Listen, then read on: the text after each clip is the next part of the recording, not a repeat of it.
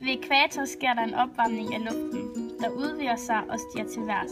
Siver den ophobede luft ud til siderne, men luftmasserne samles i de subtropiske jetstrømme ved ca. 30 grader nord og 30 grader syd. Ved den subtropiske jetstrøm finder man også de subtropiske højtryksceller, som er dynamiske højtryk. Dynamiske højtryk dannes, fordi kolde og varme luftmasser, der mødes i højden, hvirvles omkring hinanden i en nedadgående bevægelse. Den varme luft skubber den kolde luft ned. Ved jordoverfladen blæser vindene væk fra højtrykket og ind imod lavtrykket ved ækvator.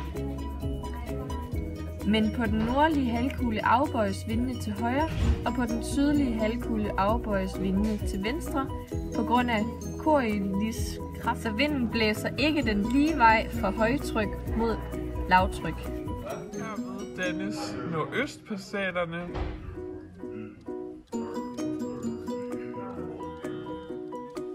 og sydøstpassaterne.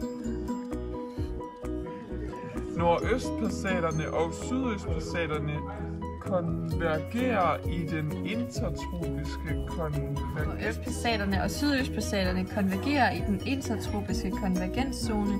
Det bliver også kaldt ITK-zonen, og det betyder, at lufttrykkene de mødes. Fra de subtropiske højtryksceller er der også en nordgående vind på den nordlige halvkugle og en sydgående vind på den sydlige halvkugle, der blæser væk fra højtrykket mod mellembreddegraderne på ca. 60 grader nord og 60 grader syd. Og der dannes nu et termisk højtryk. Nu dannes vestenvindsbælterne.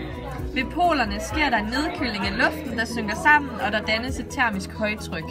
Ved jordoverfladen blæser vindene væk fra højtrykket ved polerne og mod et lavtryk.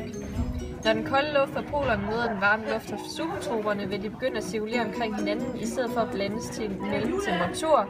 De kolde og de varme luftmasser, der mødes ved overfladen, hvirvles omkring hinanden i en opadgående bevægelse, og herved dannes et dynamisk lavtryk. Lavtryk det dannes, fordi den kolde luft kiler sig ind under den varme luftmasse og skubber dem opad, og i højden findes derfor en subpolar. Luftmasserne vil i højden blæse fra den subpolare jetstrøm henholdsvis mod nord og mod syd, og dermed er cirkulationen i det globale vindsystem sluttet.